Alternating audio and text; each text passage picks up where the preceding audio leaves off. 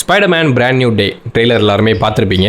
தமிழ் டப்பிங்கில் கை வச்சிட்டானுங்க. ஏன்டா அப்படி பண்ணுறீங்க? எனிவேஸ் ட்ரெய்லர் எனக்கு ரொம்ப பிடிச்சிருந்துச்சு. நிறையா விஷயங்கள் வந்துட்டு காமிக்ஸில் இருக்க மாதிரியே அக்யூரேட்டாக கிரியேட் பண்ணியிருப்பாங்க. அண்ட் தலைமை வந்துட்டு வெப் ஷூட்டர் எல்லாமே வந்துட்டு வெப் விடுவான். இந்த விஷயத்தை ஏன் ட்ரெய்லரில் காட்டானுங்கன்னு தெரியல. இதை படத்தில் பார்க்குறப்போ வந்துட்டு செம சர்ப்ரைசிங்காக இருந்திருக்கும். இல்லை உள்ள என்ன சம்பவம் பண்ணி வச்சிருக்கானுங்கன்னு தெரியல. And MJ and Peter Parker, MJ வந்துட்டு இன்னொரு பையன் கூட வந்துட்டு பீட்டர் பார்க்கர் பார்க்குறப்போ பீட்டருடைய மைண்ட் வாய்ஸ் இப்படி தான் இருந்திருக்கும்.